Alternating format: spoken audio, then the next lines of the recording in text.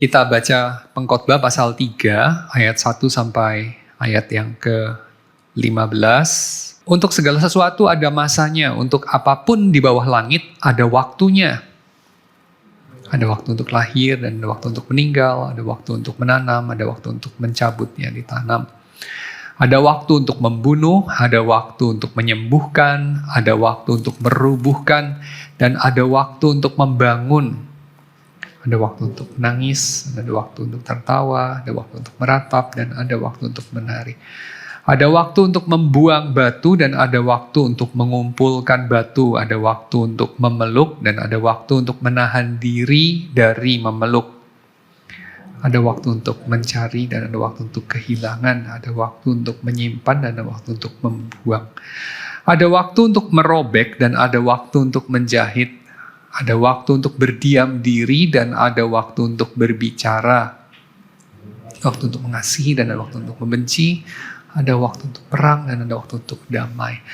Apa keuntungan yang diperoleh pekerja dari jerih payahnya? Aku telah melihat kesibukan yang diberikan Allah kepada anak-anak manusia untuk menyibukkan dirinya. Ia membuat segala sesuatu indah pada waktunya, bahkan ia memberikan kekekalan dalam hati mereka. Tapi manusia tidak dapat menyelami pekerjaan yang dilakukan Allah dari awal sampai akhir. Aku tahu bahwa tak ada yang lebih baik untuk mereka daripada bersukaria dan menikmati kesenangan dalam hidup mereka. Juga bahwa setiap orang dapat makan, minum, dan menikmati kesenangan dalam segala jerih payahnya. Itulah pemberian Allah. Aku tahu bahwa segala sesuatu yang dilakukan Allah akan tetap ada selamanya, tak dapat ditambah atau dikurangi. Allah berbuat demikian supaya manusia takut akan Dia. Apa yang sekarang ada dulu sudah ada, dan apa yang akan ada sudah lama ada. Dan Allah mencari yang sudah lalu. Ya, ada lagu populer yang menyanyikan ayat-ayat ini ya. Saya kira kamu pasti pernah mendengar lagu-lagu kayak begitu. Ada dalam bahasa Indonesia, dalam bahasa Inggris ya. Ini frase yang cukup populer ini. Allah membuat segala sesuatu indah pada waktunya. Ya. Saya kira sekarang pun kamu mungkin sudah ada melodinya di kepala kamu ya. Lagu itu ya, indah pada waktunya. Kira-kira kalau kita bicara mengenai indah pada waktunya ini, kita memahaminya bagaimana? Ini garis besar dulu ya, jadi kayak overview dulu, mancing-mancing dulu. Kalau dengar frase indah pada waktunya, kira-kira kamu nangkepnya itu apa gitu? Coba ada yang mau kasih sedikit kickback? Indah pada waktunya. Saya udah kick off, sekarang saudara kick back coba. Ya? Happy ending. Oke, happy ending. Kayak gimana tuh maksudnya happy ending? Nanti pada akhirnya itu ada sebuah resolusi yang tidak terbayang. Resolutif gitu ya, ada solusinya dan solusinya nggak kebayang tapi bagus gitu ya. Indah pada waktunya. Jadi waktunya di situ dipahami sebagai solusinya, penyelesaiannya, akhirnya gitu ya. Barangkali lebih tepat kalau frasenya itu indah pada akhirnya gitu ya, ketimbang indah pada waktunya. Jadi barangkali masih dalam satu nafas dengan cerita-cerita Disney yang biasanya itu diakhiri dengan indah pada akhirnya gitu ya. Jadi Cinderella gitu ya. Dalam pertengahan jalan, bagian-bagian depan kayaknya buruk sekali nasibnya kan Cinderella ya. Mama mati, papa kawin lagi sama janda beranak 2, Judas, lalu papa suka pergi-pergi gitu kan, diperlakukan buruk kayak budak kan gitu kan, papanya mati pula akhirnya. Mati nggak sih papanya akhirnya? Ya pokoknya intinya begitu ya. Pokoknya busuk lah ceritanya ya, dari depan sampai ke tengah itu kayaknya makin busuk tuh cerita Cinderella. Tapi indah pada akhirnya. Kira-kira gitu ya. Pada akhirnya indah deh. Oke. Good. Ada yang mau nambahin nggak? Kira-kira apa yang di-capture dari frase indah pada waktunya yang udah populer di tengah kita, yang kita sudah punya maknanya? Apa? Kairos. Kayak gimana tuh maksudnya itu? Kairos. Setiap hal ada saatnya untuk indah, ada kairosnya, biasanya di kontraskan dengan kronos begitu ya. Biasanya ya. Jadi kronos, kairos, kalau kronos itu waktu yang gak ada maknanya, cuman mekanis doang, tek, tek, tek, tek, tek, tek. Tapi kalau kairos itu momen-momen yang bermakna, kira-kira begitu ya. Jadi tiap hal ada momentumnya, ada maknanya, ada kronosnya, kira-kira begitu ya. Jadi, dan itu mungkin ya bukan tiap detik, tapi ada deh nanti waktunya. Kira-kira gitu ya, kamu akan lihat deh maknanya apa. Kira-kira gitu ya. Oke, ada yang lain lagi gak? Indah pada waktunya. Jadi kalau seperti itu kurang lebih message-nya itu apa? Indah pada waktunya itu positif apa negatif? Positif ya, positif, berpengharapan.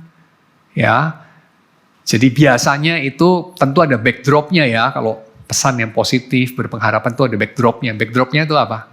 Backdrop-nya adalah yang dirasakan, yang dialami, tidak positif, tidak berpengharapan. Kan gitu aja ya.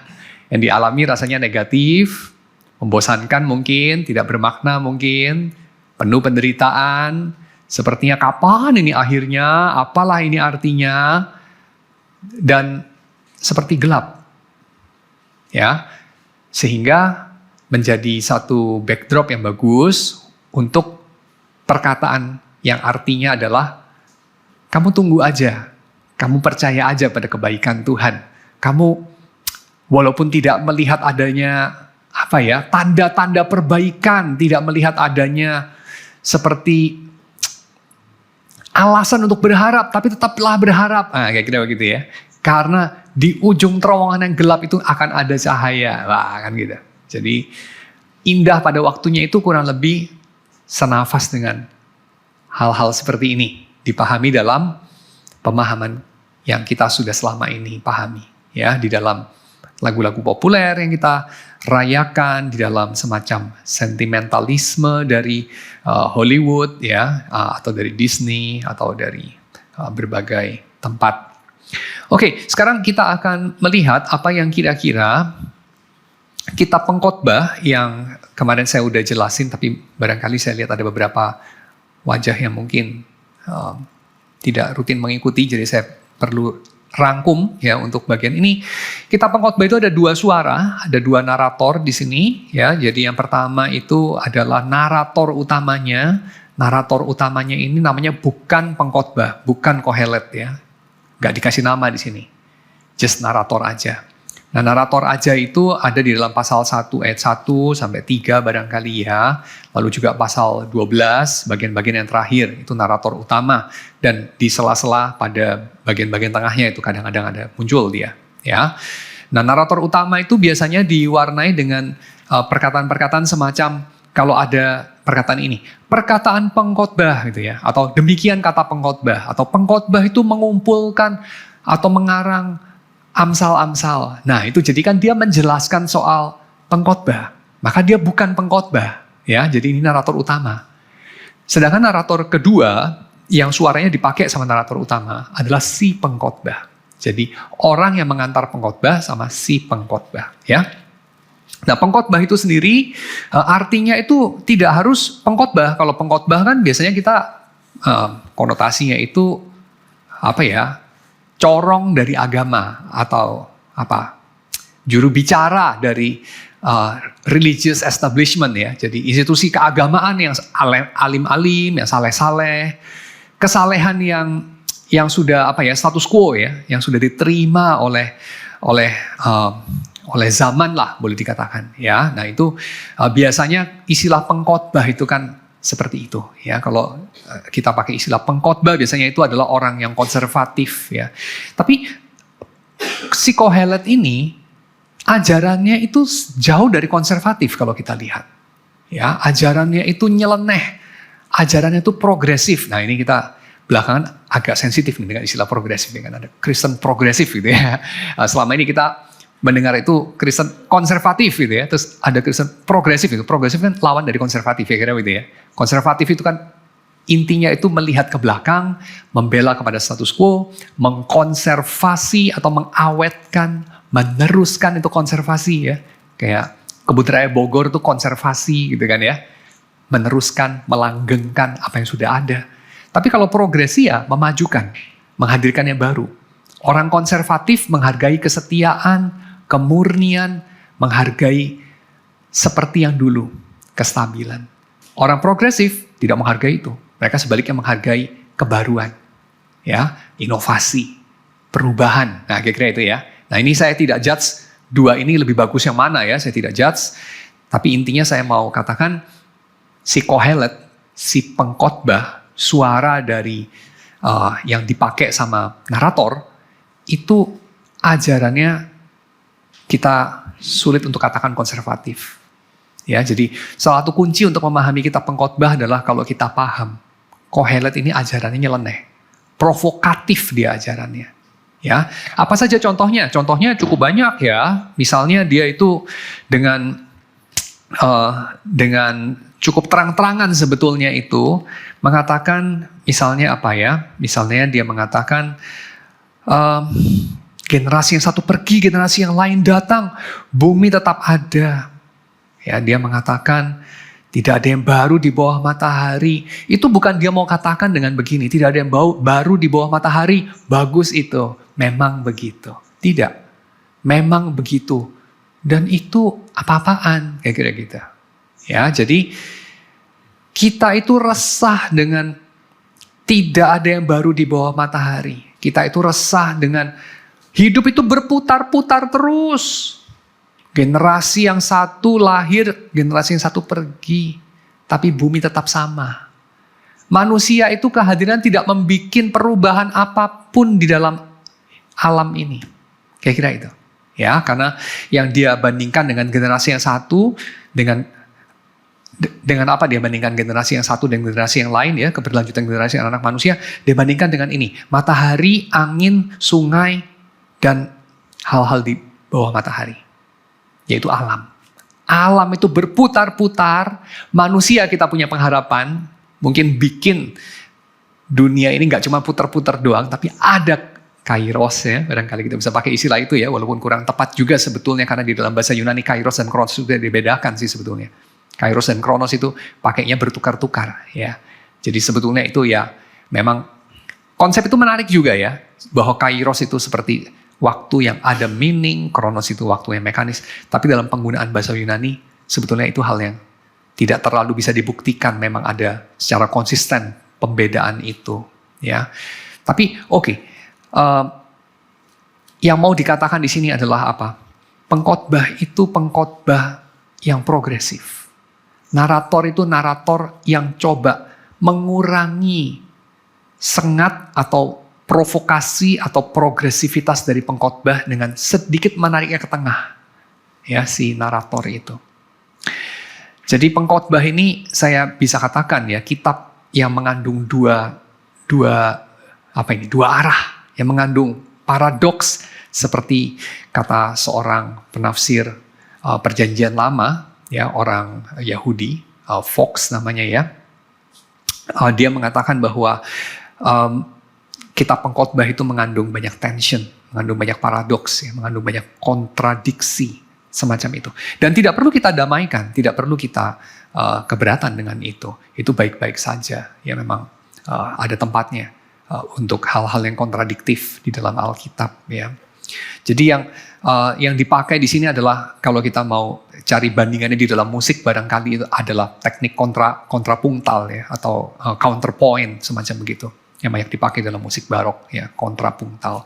Jadi adanya kontradiksi yang tidak perlu dicari resolusinya atau tidak perlu untuk langsung diperdamaikan. Karena justru disitulah menariknya. Karena suatu teks itu tidak hanya menghasilkan tujuannya tercapai ya, tidak hanya menghasilkan dampak itu secara informatif, tapi juga bisa lewat efek ya, efek tertentu yang dihasilkan kepada jiwa pembaca. Dan dalam hal ini adalah dengan menyajikan dua suara itu ya. Oke. Lalu kemudian ini semua saya katakan untuk apa sih? Untuk kemudian kita coba melihat bentuk-bentuk yang lebih tepat, yang lebih mewakili suara Kohelet ya, suara si pengkhotbah itu. yang kurang tepat juga disebut pengkhotbah ya. Karena apa? Karena kalau pengkhotbah itu biasanya konservatif ya, sedangkan Kohelet ini provokator mungkin lebih tepat ya. Atau pemikir, kita bisa terjemahkan sebagai pemikir ya, Kohelet itu. Scholar, karena scholar itu biasanya memang cenderung mencari kebaruan ya. Jadi tidak sama seperti nggak tahu apa kita bisa katakan juru bicara pemerintah misalnya, atau juru bicara dari gereja misalnya. Nah itu biasanya mengambil jalan yang lebih aman ya. Menyuarakan kata-kata yang lebih sulit dicari-cari kesalahannya, tetapi membosankan, tidak insightful. Ya, jadi ini kita barangkali pada masa yang lampau katakan sebagai perbedaan antara imam dan nabi ya. Nabi itu lebih progresif, nabi itu lebih menyengat, dia lebih kontroversial ya, sementara imam itu lebih mengacu atau condong kepada status quo ya, condong kepada hal-hal yang sudah ada ya, yang lebih gampang diterima, semacam gitu, establishment ya. Jadi kurang lebih yang mewakili itu, walaupun maybe juga tidak terlalu tepat juga kalau kita katakan imam itu seolah-olah seluruhnya itu konservatif, sementara nabi itu seluruhnya provokatif ya, tidak tentu sih memang. Tidak sesimpel itu pada kenyataan, tapi kita bisa katakan sebagai archetype ya, seperti itu.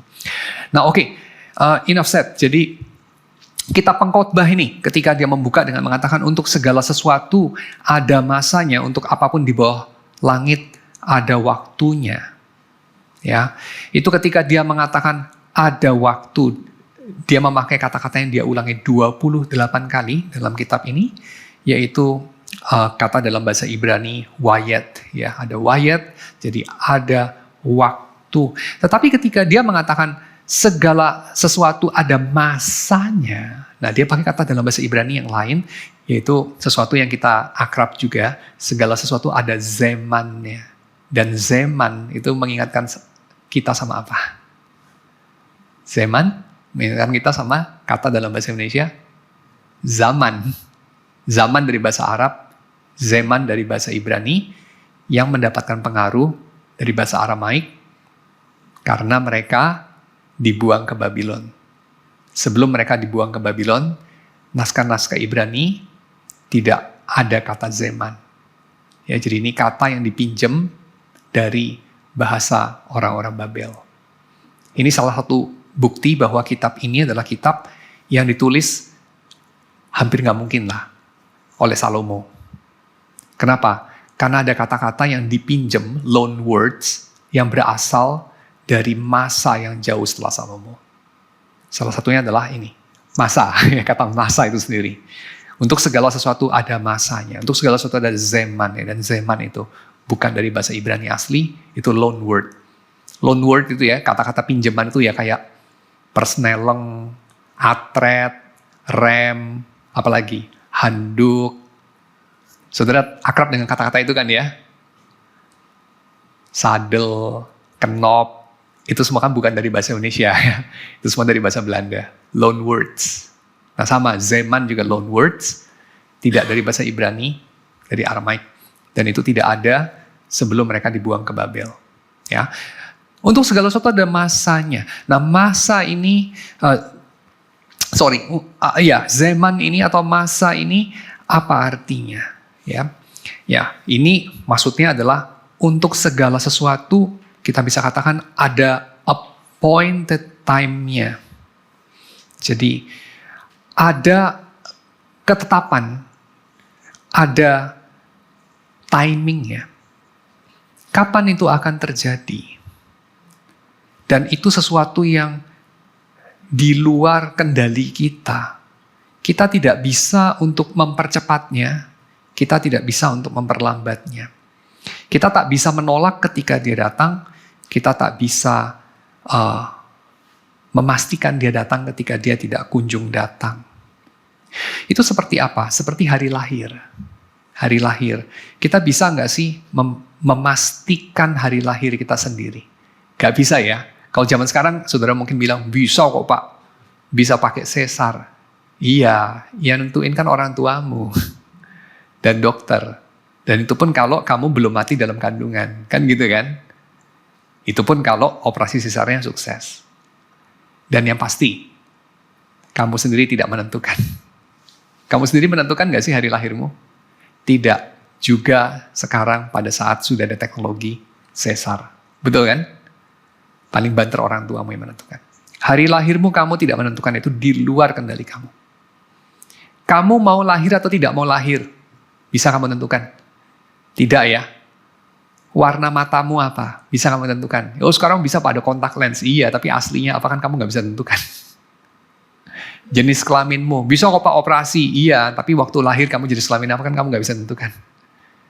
IQ kamu, warna kulit kamu, kamu lahir di mana, bahasa ibu kamu. Bisa tentukan. Genetik kamu. Ada orang genetik, napas aja terus jadi gemuk gitu ya. Ada orang genetik kayak makannya udah banyak, tetap kurus gitu ya. Cacingan dia, nagaan gitu ya. Nah itu semua genetik itu kamu gak bisa tentukan. Itu ditentukan untuk kamu. Ada hal-hal dalam dunia ini yang kamu tak bisa tentukan. Termasuk zaman, termasuk masanya, waktunya. Kamu tidak bisa menentukan itu. Dan ini dikatakan oleh pengkhotbah dengan satu backdrop ya kita tahu. Filsafat Yunani, karena pengkhotbah ditulis pada sebuah masa di mana sudah mulai masuk kelihatannya ya pengaruh-pengaruh dari budaya-budaya yang non-Ibrani seperti budaya-budaya Helenisme, ya, budaya dari Mesir, dari Babylon dan seterusnya. Ya. Dan kita melihat bahwa ada beberapa cara melihat waktu, ada beberapa cara melihat zaman, ya, jalannya waktu di dalam peradaban, yaitu mereka ada yang mengatakan waktu itu sifatnya siklik, jadi waktu itu ya cuman muter aja, ya. Kamu mungkin pernah mendengar yang disebut sebagai zaman keemasan. Pernah dengar ya? Misalnya kita bilang apa? Zaman keemasannya, nggak tahu apa ya, transistor gitu kali ya, untuk amplifier gitu ya, transistor bipolar gitu, zaman keemasan tahun 90-an gitu ya, tahun 2000-an gitu ya. Zaman keemasannya tabung gitu mungkin tahun, nggak tahu, 60-an, 70-an gitu, zaman keemasan tabung. Comeback tahun 2000-an ya sampai sekarang 2024, zaman keemasan tabung. Zaman keemasan dari nggak tahu speaker horn gitu ya. Tahun 60-an, tahun 70-an. Lalu surut ya karena gede banget, segede kulkas kan speaker horn zaman dulu ya. Saudara tahu lah ya speaker horn ya. Speaker horn yang sekarang kita masih suka dengar toa ya, toa. Saudara tahu lah toa ya. Tapi speaker horn zaman dulu di bioskop ya, segede-gede kulkas, lebih gede dari kulkas gitu. Speaker horn, karena amplifier wattnya kecil ya. 100 watt aja kayak udah raksasa banget itu. Jadi speakernya perlu yang gede supaya sensitivitasnya tinggi ya. Tapi zaman sekarang speakernya kecil-kecil tuh kayak gini. Kenapa? Karena amplifier kelas D 300 watt bisa kecil ya. Jadi bikin amplifier kecil itu sudah gampang banget. Kalau zaman dulu bikin amplifiernya nggak bisa watt yang gede, jadi perlu speaker yang gede. Kira-kira begitu ya supaya efisien. Nah zaman keemasan ini kan beda-beda nih. Lalu kita bilang zaman keemasan transistor ya, tabung, speaker horn dan segala macam. Ada masanya. Dan itu bisa dipahami sebagai siklus. Jadi zaman keemasan itu di situ, golden age. Dan saudara mungkin pernah berpikir, kenapa gold? Kenapa logam yang disebut itu gold? Bronze-nya ada gak? Silvernya ada gak? Ternyata mereka bikin sistem, memang ada. Zaman keperakan, ada zaman perak, ada zaman besi. Barangkali ada zaman bronze di antaranya gitu ya. Atau apalah, wooden, dan segala macam. Jadi ini mau ngomong apa? Mau ngomong bahwa masa itu berputar-putar aja. Dia udah tinggi, udah gold, nanti dia turun lagi. Kira-kira gitu. Gak kemana-mana. Sejarah itu gak kemana-mana. Kira-kira itu yang mau dikatakan. Atau orang yang lain lagi mengatakan bahwa sejarah itu ya cuman random aja.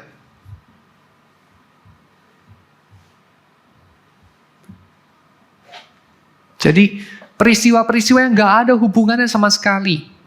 Yang menghubungkan itu si sejarawan di otaknya, dalam narasinya. Nah ini pandangan postmodern misalnya.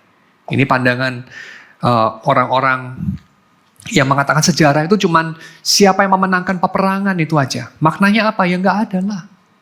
Ya sejarah itu ya cuman urusan si A punya kepentingan, si B punya kepentingan, si C punya kepentingan. Kalau mereka nggak bisa kompromi, mereka perang. Ya udah gitu aja. Kalau mereka kompromi ya yang lebih pinter yang bisa kehendaknya terjadi. Yang kurang pinter ya dimanfaatkan. Kalau mereka akhirnya nggak bisa ketemu kompromi, mereka perang. Ya yang lebih kuat. Yang kehendaknya terjadi, yang lebih lemah, yang dicaplok. Udah itu aja. Jadi apa makna dari peristiwa-peristiwa? Makna dari kejadian-kejadian? Gak ada. Benang merahnya apa? Ya gak ada juga. Hidup itu memang gak ada maknanya. Ya, zaman itu yang gak ada maknanya. Jadi ini random aja, gak ada pola. Kalau yang sebelumnya ada pola, tapi polanya juga gak ada maknanya. Kenapa? Karena muter aja. Polanya natural aja, muter. Yang di sini, benar-benar even pola pun nggak ada. Apalagi makna ya, nggak ada makna. Yang ada itu cuma ya yang kuat memakan yang lemah, selesai, itu aja. Nah pengkhotbah itu melihat, menawarkan makna dari sejarah itu apa ya, bagaimana dia memaknai sejarah. Nah dia katakan begini, ada waktu untuk lahir, ada waktu untuk meninggal. Ada waktu untuk menanam, ada waktu untuk mencabut yang ditanam. Jadi ada wayat untuk lahir, ada wayat untuk meninggal, ada wayat untuk menanam, ada wayat untuk mencabut yang ditanam. Membunuh, menyembuhkan, meruntuhkan, membangun, menangis, tertawa, membuang batu, mengumpulkan batu. Membuang batu, mengumpulkan batu ini ada kontroversi ya. Ada dua tafsiran yang paling utama. Tafsiran yang pertama adalah membuang batu itu adalah cara untuk membuat sebuah ladang tidak bisa ditanami. Jadi kalau orang mengalahkan suatu kampung, maka ladang-ladang di kampung itu akan diuruk pakai batu supaya tidak bisa ditanami, supaya tidak produktif. Jadi kering, jadi banyak kendala untuk dicangkuli, untuk dibajak. Ya, mata bajak pada zaman itu nggak pakai besi ya, pakai bronze gitu. Jadi gampang jadi tumpul ya kalau ladangnya banyak batunya. Jadi batunya harus diambilin dulu. Jadi itu labor intensif. Jadi kalau sebuah kampung dikalahkan, mereka akan menguruk ladang-ladangnya dengan batu. Jadi secara efektif menghancurkan sistem produksi mereka. Ya. Nah, ini terjadi pada masa perang. Nah, mengumpulkan batu terjadi pada masa di mana mereka mencapai kesepakatan untuk berdamai, maka batu-batu bisa dikumpulkan supaya ladang bisa kembali ditanami. Tafsiran yang kedua mengatakan bahwa ini adalah satu metafora yang menyebarkan batu, itu adalah metafora untuk aktivitas seksual. Jadi menyebarkan batu berarti ada waktu untuk beraktivitas secara seksual, dan mengumpulkan batu berarti ada waktu untuk menahan diri dari aktivitas seksual. Dan ini mengacu kepada hukum Musa yang mengatakan bahwa ada kewajiban untuk melakukan aktivitas seksual secara periodik dan ada kewajiban untuk menahan diri dari melakukan aktivitas seksual, misalnya pada hari-hari raya tertentu atau pada masa-masa perang dan seterusnya. Ya. Jadi ada waktu bahkan untuk hal-hal yang sebegitu sehari-hari, sebegitu kita bisa katakan ya, sebegitu ordinary, sebegitu banal seperti aktivitas seksual. Lalu ada waktu untuk memeluk, berdamai, ya, bersahabat. Ada waktu untuk menahan diri dari memeluk, tidak bersahabat. Ada waktu untuk mencari, ada waktu untuk kehilangan, ada waktu untuk menyimpan, ada waktu untuk membuang, self-explain. Waktu untuk merobek, itu metafora untuk ada waktu untuk berduka ya. Karena ketika mereka berduka, mereka merobek pakaian mereka. Sewaktu mereka mempersiapkan pernikahan, mau berpesta, mereka menjahit pakaian mereka. Ya, jadi ada waktu untuk emosi negatif dan positif. Ada waktu untuk berdiam diri, ada waktu untuk bicara, ya self-explain, nggak perlu jelasin. Ada waktu untuk mengasihi, ada waktu untuk membenci, ya nggak perlu jelasin juga. Ada waktu perang, ada waktu untuk damai. Ya, segala sesuatu ada waktunya. Nah, untuk segala sesuatu ada waktunya, ini kita maknai bagaimana? Kita maknai adalah kita tidak menentukan waktunya. Ya, jadi kita itu tidak bisa menetapkan waktunya. Kalau dikatakan segala sesuatu ada waktunya, artinya bukan kita yang menetapkan itu. Ya. Apalagi kemudian ini dikaitkan sama ayat yang ke-9, pengkhotbah melanjutkan, apa keuntungan yang diperoleh pekerja dari jerih payahnya. Aku telah melihat kesibukan yang diberikan Allah kepada anak-anak manusia untuk menyibukkan dirinya, tapi ia membuat segala sesuatu indah pada waktunya. Ya, jadi pasal 3 ayat 1 itu ditutup dengan pasal 3 ayat 12. Untuk segala sesuatu ada waktunya, ia membuat segala sesuatu indah pada waktunya. Jadi artinya makna dari segala kesibukan kita, kesibukan untuk apa? Kesibukan untuk barangkali ini, memperbanyak kelahiran, mempersedikit kematian, memperbanyak waktu untuk menanam, mempersedikit waktu untuk mencabut yang ditanam. Mencabut ini bukan menuai loh, mencabut, menghancurkan. Ya, memperbanyak waktu untuk menyembuhkan, mempersedikit untuk membunuh, memperbanyak untuk membangun, mempersedikit untuk meruntuhkan, memperbanyak untuk tertawa, mempersedikit untuk menangis, memperbanyak untuk menari, mempersedikit untuk meratap, kan begitu ya? Kan seluruh usaha kita, kesibukan kita, pekerjaan yang kita anggap diberikan oleh Tuhan untuk anak-anak manusia lakukan, biasanya adalah untuk menggeser dari binary opposition itu, ya oposisi biner 2 itu, dari kiri kita geser ke kanan, ya itu anggapan kita. Kita mengusahakan supaya lebih banyak waktu untuk apa di sini? Mengumpulkan batu, ya barangkali ya kalau diartikan sebagai mengumpulkan batu berarti waktu berdamai, ladang alat produksi itu mau diaktifkan lagi. Memperbanyak waktu untuk memeluk dan bukan menahan diri memeluk, memperbanyak waktu untuk mencari dan bukan untuk membiarkan hilang, menyimpan bukan untuk membuang, menjahit bukan untuk merobek, ya nggak tahu. Berdiam diri dan berbicara mungkin kita akan katakan oh ya seimbangkan saja gitu ya. Mengasihi bukan membenci, berdamai bukan berperang, ya dan seterusnya. Tapi kesimpulan pengkhotbah itu nggak seperti itu. Makanya tadi saya memberikan peringatan. Pengkhotbah ini orang progresif, orang kontroversial, orang provokatif, bukan orang yang membela status quo, bukan orang yang membosankan dia. Dia bukan orang yang just mengatakan ajaran yang sudah disetujui sama pendengar sebelumnya. Bukan. Dia itu ingin menggocoh ya. Dia itu ingin menggoyangkan apa yang kita selama ini sudah yakini. Jadi dia katakan, apa keuntungan yang diperoleh pekerja dari jerih payahnya? Keuntungan di sini ya, yitron itu adalah maksudnya signifikansi, dampak, kegunaan. Ya, yitron bahasa Ibrani itu artinya signifikansi. Jadi buat apa? Ya, apa signifikansinya? Kita nggak tahu meratifikasi kesepakatan proliferasi persenjataan nuklir misalnya. Apa yitron dari kita mengusahakan protokol Kyoto misalnya untuk nggak tahu mengendalikan dampak-dampak industri yang menghasilkan carbon footprints ya, CO2 ke udara. Apa yitronnya? Apa signifikansinya? Apa signifikansi dari nggak tahu? Saya menyekolahkan anak saya. Signifikansi dari kita belajar musik. Signifikansi dari kita membina rumah tangga yang baik. Signifikansi dari kita bikin aktivitas gereja misalnya. Signifikansinya apa itu semua?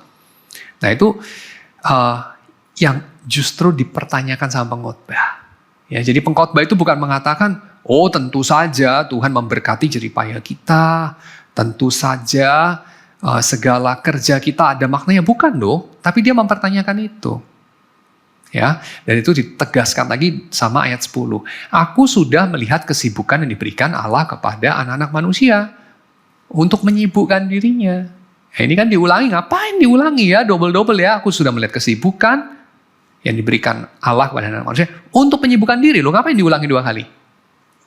Penulis-penulis Ibrani kalau mengulang 2 kali itu sama dengan kalau penulis modern itu kasih bold atau kasih garis bawah ya. Karena mereka kan tidak punya bold ya, mereka nggak punya garis bawah, jadi mereka ulangi. Kenapa mereka nggak punya garis bawah? Soalnya mereka kan bukan membaca firman Tuhan mainly, tapi mendengar firman Tuhan dari kuping ya. Jadi diulangi. Kalau diulangi begitu, berarti ini penekanan ya. Maksudnya penekanannya apa? Penekanannya adalah kesibukan. Ini cuman kesibukan, cuman jeripayah yang dia pertanyakan, dia provokasi. Yang barangkali tidak ada yitronnya, tidak ada signifikansinya, gak ada dampaknya. Kenapa? Soalnya generasi yang satu datang, generasi yang lain pergi, bumi tetap sama. Tidak ada yang baru di bawah matahari. Tidak ada yang baru di bawah matahari itu kita kan seringkali kayak katakan sebagai apa ya?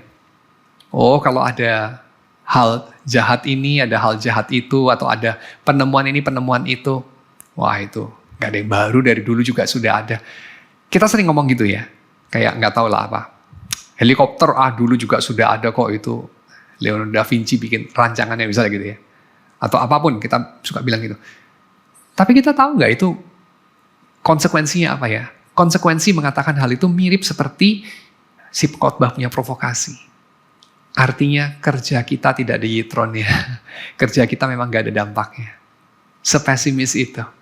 Ya, pengkhotbah itu pengen kita untuk mempertimbangkan hal itu ya.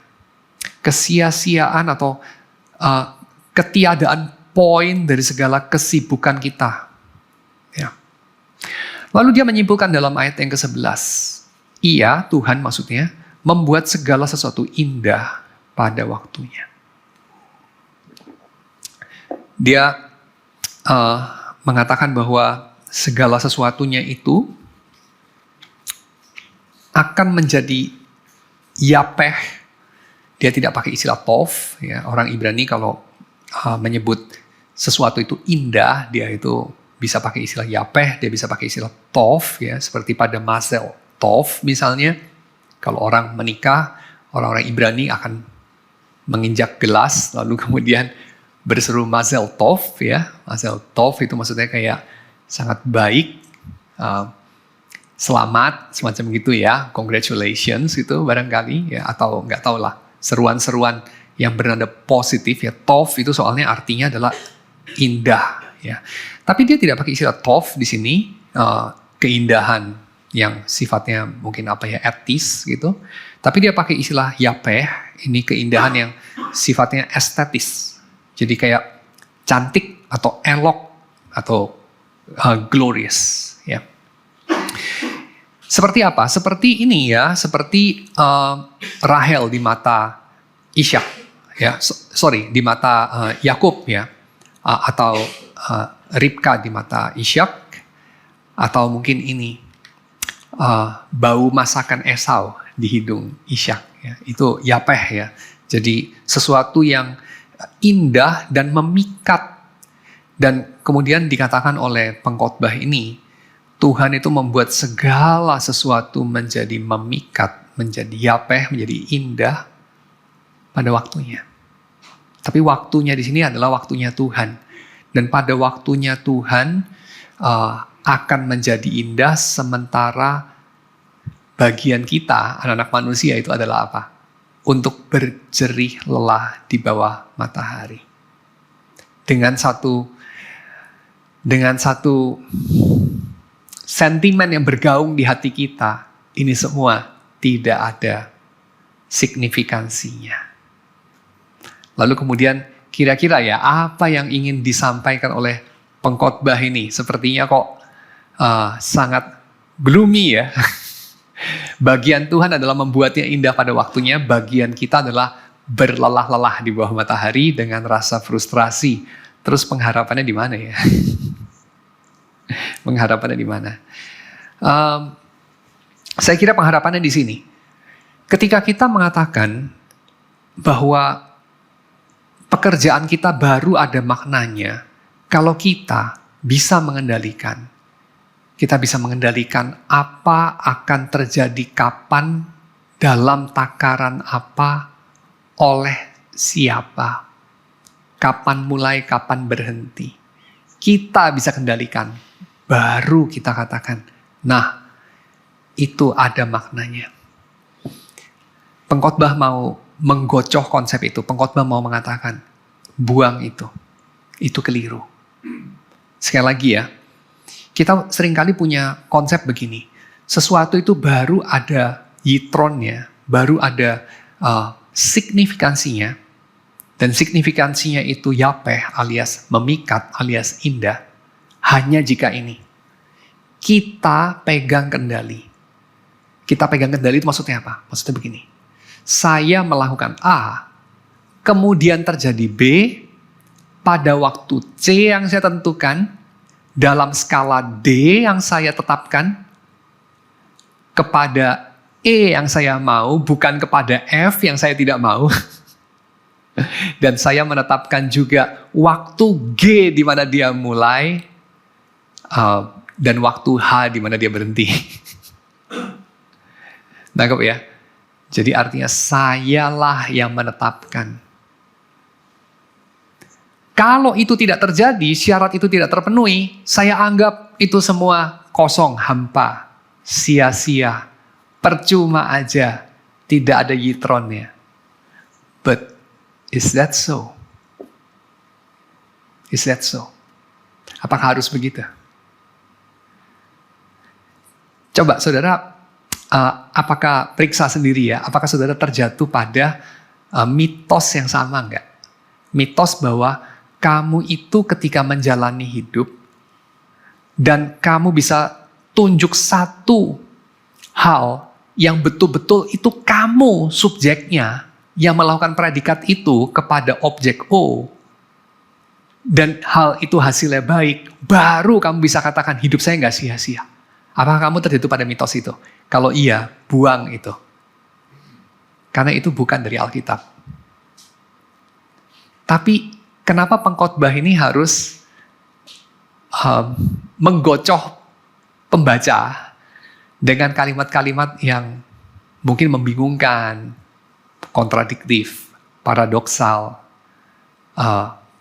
provokatif.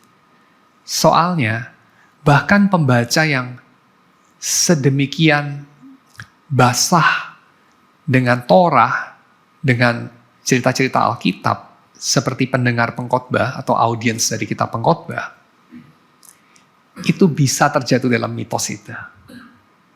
Ya, jadi itu masalahnya. Kita memaknai hidup kita sebagai hanya bermakna kalau kitalah agentnya. Ya, saya yang kerja keras, saya yang mengambil keputusan, saya yang take care. Setidaknya saya yang mendoakan, lalu kemudian terjadi seperti itu. Ya, tetapi kalau tidak jelas, apakah saya yang merupakan penyebab dari peristiwa itu, saya akan katakan hidup saya itu apa sih artinya? Nah, ini saya kira harus dibuang. Ya, jika kita menerima kenyataan bahwa kita itu dalam banyak hal tak punya kendali. Kamu itu bahkan tak punya kendali. Kamu itu lahir kapan, di mana, oleh orang tua siapa, dengan warna mata apa, dengan IQ berapa, dengan komposisi genetik bagaimana. Dan kapan hidupmu berakhir. Kamu tuh tidak punya kendali. Untuk itu pun, lalu apa dasarnya kamu berpikir bahwa kamu punya kendali untuk jagat raya ini dan hal-hal yang terjadi di dalamnya. Jadi saya kira pengkhotbah itu ingin kita menjadi rendah hati dan kita itu menerima kenyataan bahwa adalah Tuhan yang menghadirkan keindahan dalam realitas sejarah membuat segala peristiwa itu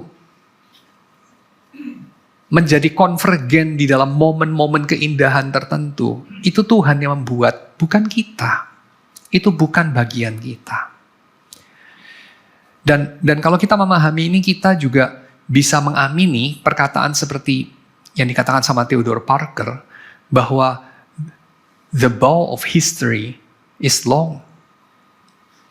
Lengkungan dari sejarah itu panjang, ya. Tapi selalu dia melengkung ke arah keadilan. It always bend toward justice. Ya. Sejarah itu sedemikian panjang, dimulai sebelum kita lahir, berakhir jauh setelah kita nanti mati. Sehingga kita itu yang cuman hidup di tengah-tengah, sepotong kecil, sebagai satu dari persekarang 8 miliar manusia, kita bagaimana bisa mengerti apa itu baik. Saya masih ingat sekali pemaparan dari Kurt Vonnegut mengenai bentuk sebuah cerita, ya. Saudara bisa googling dan cari videonya itu. The Shapes of Stories, Kurt Vonnegut, salah seorang novelis paling terkemuka dari Amerika, ya. Gak terlalu banyak novelis Amerika yang bagus. Kurt Vonnegut salah satunya. Dia memberikan satu ceramah mengenai naratologi di Case Western University. Ada videonya di YouTube, bisa dilihat. Dan dia membahas salah satu pembahasan dia, ya, sepotong itu adalah dia membahas mengenai bentuk cerita dari Cinderella. Lalu dia katakan, Cinderella itu kalau kita amati sepertinya bentuk cerita yang klasik. Awalnya ada masalah, masalahnya makin intensif, makin dalam, lalu kemudian terjadi satu solusi muncul, ya, Deus Ex Machina kayaknya, entah dari mana muncul peri yang baik hati gitu ya, fairy godmother, lalu kemudian masalah selesai gitu, hidup bahagia selamanya.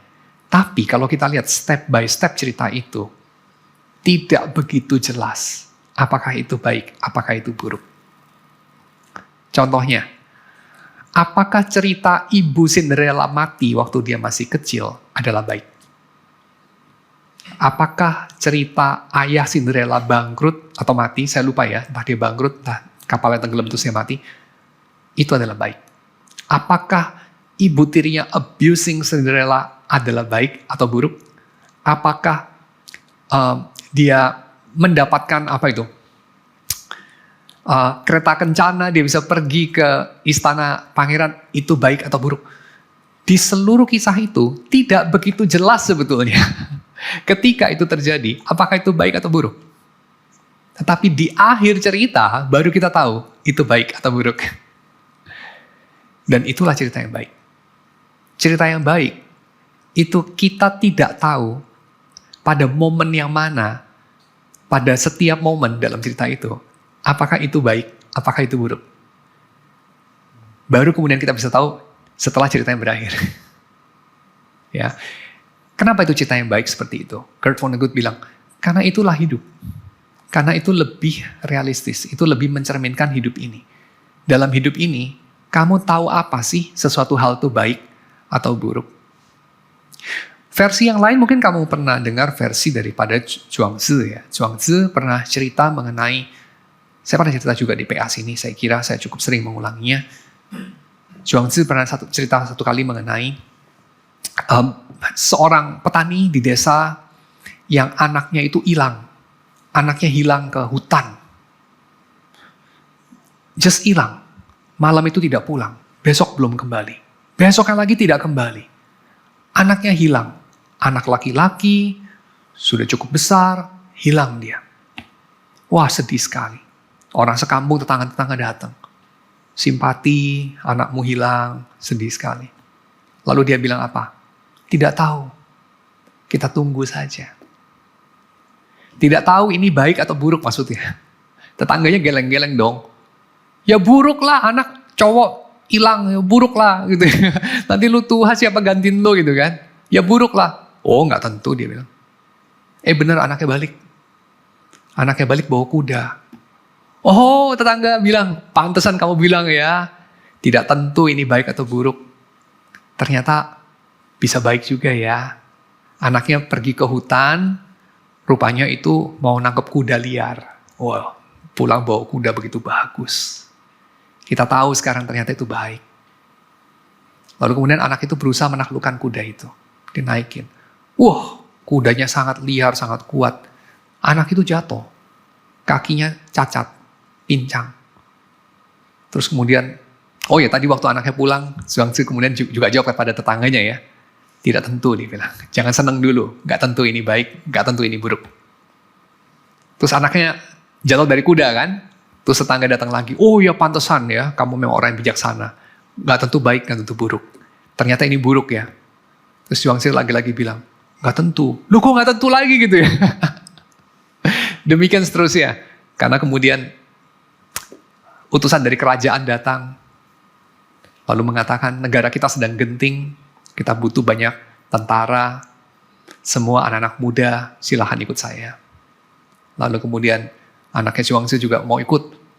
Kenapa kakimu jatuh dari kuda, pincang, kamu gak ada gunanya, udah di rumah aja. Lalu kemudian gak lama, utusan dari kerajaan datang lagi dan bilang, maaf, semua pemuda yang dikirim dari desa ini mati semua. Lalu tetangga datang lagi ke rumahnya Zhuangzi. Oh pantesan ya anakmu kakinya pincang. Ternyata gak selalu buruk ya. Bisa baik. Karena dia hidup gara-gara dia pincang. Demikian dengan hidup kita bukan? Kita mana tahu. Yang kita lihat dari sisi lokal kita. Dapat pekerjaan dengan gaji $1 juta. Apakah itu baik? Apakah itu buruk? Dapat sekolah di luar negeri beasiswa full. Apakah itu baik? Apa itu buruk? Gagal tes beasiswa akhirnya gak dapat universitas yang diinginkan, apakah itu baik, apakah itu buruk? Ya, nggak tahulah apa yang lain lagi ya. Berantem di gereja, akhirnya nggak mau ke gereja lagi anak gue, apakah itu baik, apakah itu buruk? Kita tidak tahu. Kapan kita tahu? Di akhir hari. Kapan hari akhirnya datang? Kita pun tidak tahu. Apakah sesuatu itu baik dinilai pada hari mati kita, seperti orang-orang Viking katakan. Orang Viking mengatakan, janganlah memuji sebuah hari sebelum dia berakhir ya, sebelum malam hari. Karena kamu puji sebuah hari masih pagi-pagi, udah kamu puji, wah hari yang cerah ya. Siangnya badai gitu ya. Atau oh, ini hari yang buruk karena pagi-pagi udah gloomy gitu ya. Kamu nggak tahu. Nanti jam 12 siang cerah gitu. Kamu nggak pernah tahu. Jangan puji sebuah hari sebelum dia berakhir. Kan begitu ya. Tapi kita katakan, bahkan lebih dari itu. Karena sampai manusianya mati pun kita tidak tahu. Karena hari-hari di bumi belum berakhir. Jadi kita tidak pernah tahu sepenuhnya sebelum apokalips, sebelum Tuhan menyingkapkan kepada kita apa yang sebenarnya terjadi dalam sejarah. Sebelum itu kita tidak tahu. So, mungkin Theodore Parker benar juga bahwa the bow of history is long. Tapi kita percaya.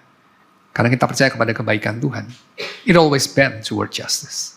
Kita percaya pada keadilan Tuhan. Kita percaya bahwa walaupun lengkung dari sejarah itu begitu panjang, tapi dia akan melengkung ke arah keadilan. Oke. Tuhan membuatnya indah pada waktunya Tuhan. Tetapi kapan itu? Kita tidak tahu. Dan ini tentu berima juga karena pengkhotbah kemudian menyambung dengan Tuhan itu Tuhan itu memberi, bukan membuat ya. Bahkan ia memberi, apa itu? 11b, ia memberikan kekekalan dalam hati mereka. Tetapi manusia tidak dapat menyelami pekerjaan yang dilakukan Allah dari awal sampai akhir. Kekekalan itu apa itu? Ha'olam itu ya. Ha'olam dalam bahasa Ibrani itu. Kekekalan. Itu bukan dalam arti tidak ada waktu. Bukan dalam arti di luar ini ada waktu, dalam hati manusia tidak ada waktu. Bukan. Tapi ha'olam itu misteri, kedalaman. Ya, itu adalah suatu unknown, the great unknown di dalam hati kita. Hati kita itu tak dapat menyelami. Itu penjelasannya. Ya, jadi apa maksudnya kekekalan dalam hati mereka? Itu dijelaskan dalam 11b. manusia itu tidak dapat menyelami pekerjaan yang dilakukan Allah. Dari awal sampai akhir. Jadi ingat kontrasnya tadi ya. Kerja Allah, kerja kita. Porsi Allah, porsi kita. Porsi Allah adalah melakukan pekerjaan Allah. Allah melakukannya dari awal sampai akhir, tapi kita tak pernah bisa menyelaminya. Kita tak pernah bisa menyelami haolam itu, misteri pekerjaan Allah itu. Tapi kita bisa percaya bahwa Allah membuat segala sesuatu di bawah matahari ini menjadi indah, menjadi yapeh, ya, secantik Rahel, secantik Ribka, sewangi masakan Esau pada waktunya. Dan keindahan itu adalah sesuatu yang bisa menarik hati kita keluar dari keadaan gloomy, keadaan abu-abu dan mendung, ya. Thomas Aquinas bicara mengenai solusi atau terapi dari depresi, terapi dari keadaan hati yang mengalami akedia, mengalami apa itu? Tidak menjadi bergairah karena apapun juga, ya. Terapinya adalah keindahan. Tapi keindahan itu apa? Apa itu keindahan yang benar-benar efektif? Jawabannya keindahan yang berasal dari Tuhan, ya. Ada banyak keindahan yang ditawarkan oleh dunia ini. Dunia ini menawarkan keindahan yang hanya bikin excited sebentar doang, ya. Membikin perhatian kita terarah kepadanya, tapi cuma sebentar doang, kayak kupu-kupu, ya. Short term. Mungkin di otak kita akan ada banjir dopamin sebentar doang gitu. Tapi kembali kemudian kita tenggelam dalam kebosanan dan kehampaan yang lama. Tapi keindahan yang berasal dari Tuhan itu akan bertahan lebih lama, ya. Bertahan, memuaskan, mengenyangkan jiwa kita lebih lama. Dan keindahan dari Tuhan ini bermula dari apa? Bermula dari sikap yang tepat dalam menyikapi siapakah diri Tuhan dan siapakah diri kita. Pengkhotbah nanti akan memakai satu frase, Tuhan itu ada di surga dan kamu ada di bumi. Ya. Tuhan melakukan kerjanya, kita melakukan porsi kita. Waktu Tuhan tidak bisa kita jadwalkan, keindahan tak bisa kita pastikan kapan kita akan melihatnya, ya. Yang pasti dia tidak bisa direncanakan, dikuasai, disimpan, dan diusahakan.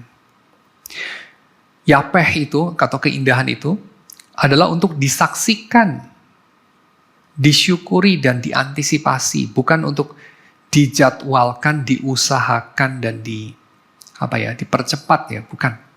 Tapi disaksikan, disyukuri, diantisipasi. Panggilan kita itu adalah untuk berpartisipasi ketika waktunya Tuhan itu datang. Seperti apa, ya? Seperti datangnya Injil.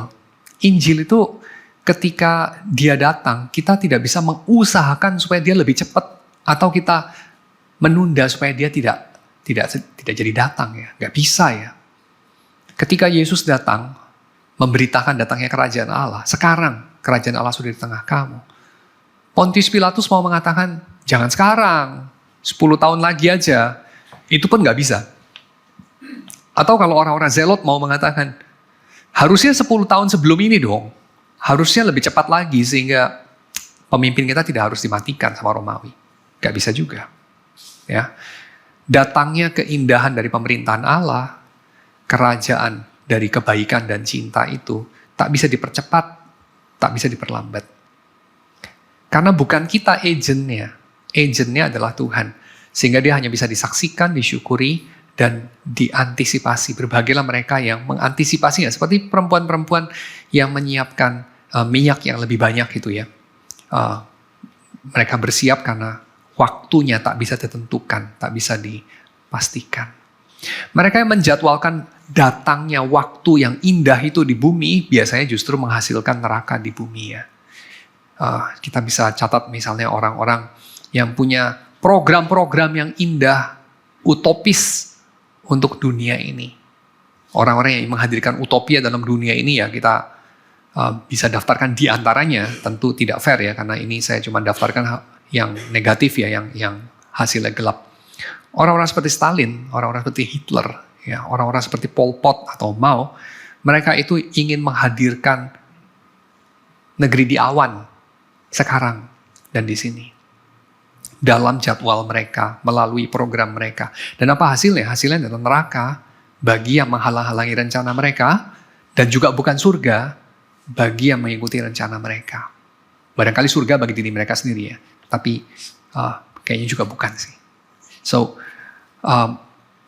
ketika kita ingin menjadwalkan datangnya surga di bumi, biasanya yang dihasilkan adalah justru neraka ya, dengan lebih segera. Oke, sekarang saya masuk kepada pasal 3 ayat 12.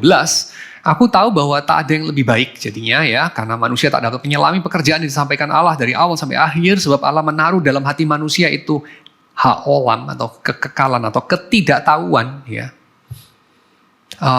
Maka nggak ada yang lebih baik untuk kita, untuk manusia ya, daripada bersukaria, menikmati kesenangan dalam hidup mereka.